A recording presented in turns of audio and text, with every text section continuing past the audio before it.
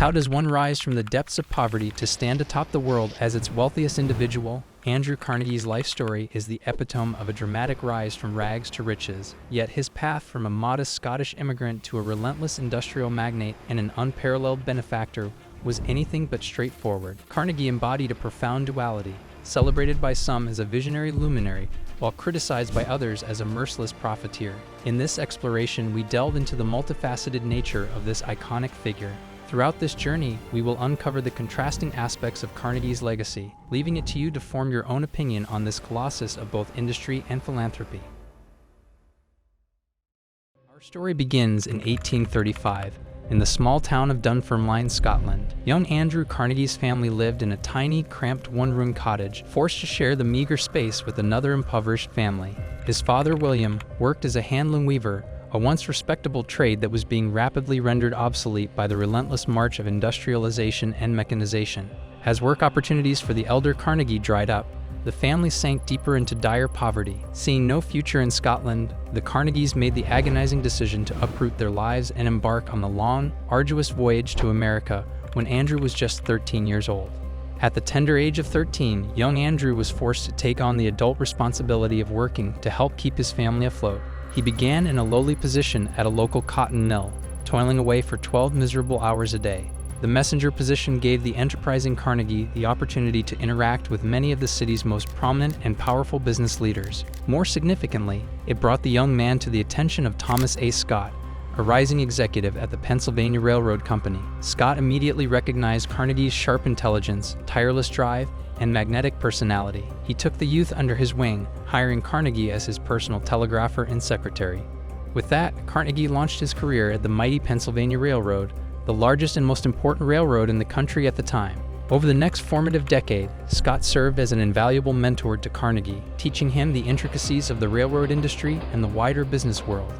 Carnegie proved a prodigy, advancing rapidly through the company ranks thanks to his quick mind, relentless work ethic, and Scott's sage guidance.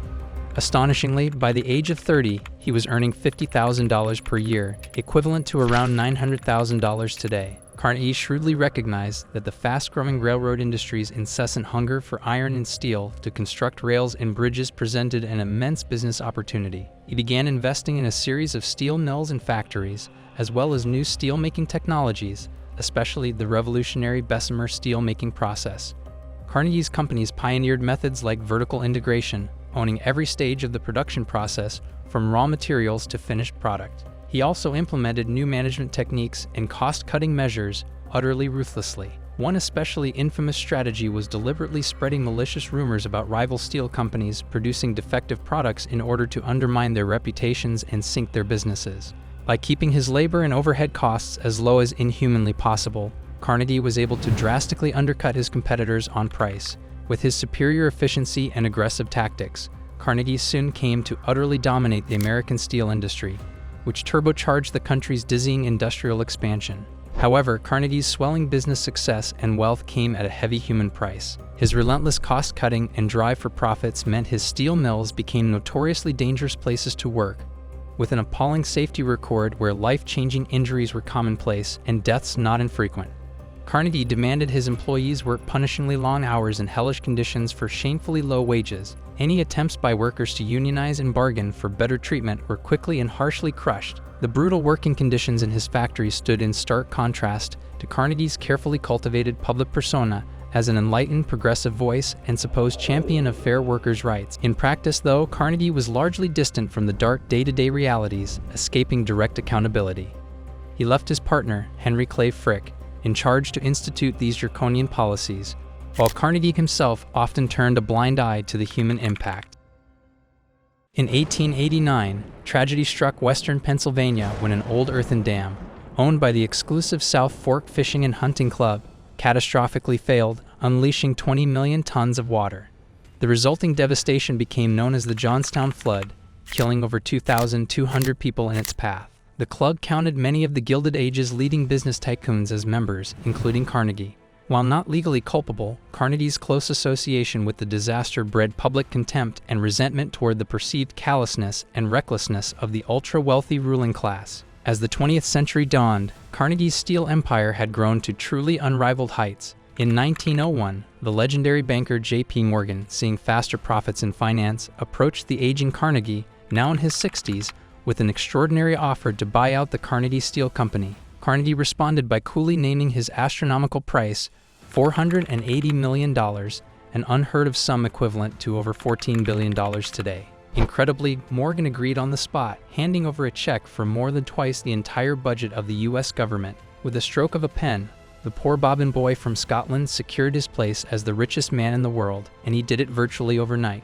But while Carnegie had spent the first 6 decades of his life single-mindedly pursuing wealth, he now radically shifted his attention to giving that immense fortune away. Having conquered the business world, he now sought to make his mark as a benefactor to humanity on an epic scale. Declaring that the man who dies thus rich dies disgraced, Carnegie threw himself into philanthropy with the same passion and aptitude he had shown in industry. He donated vast sums to establish over 2,500 free public libraries around the world, believing that education and access to knowledge formed the bedrock of advancement for the working class. He built universities, museums, music halls, and founded a slew of organizations dedicated to causes such as scientific research and the promotion of world peace. Many of these institutions, like Carnegie Hall and Carnegie Mellon University, still bear his name to this day. So epic was the scale of Carnegie's charitable giving that by the end of his long life, he had divested himself of nearly 90% of his incredible wealth. Nothing like it had ever been done before.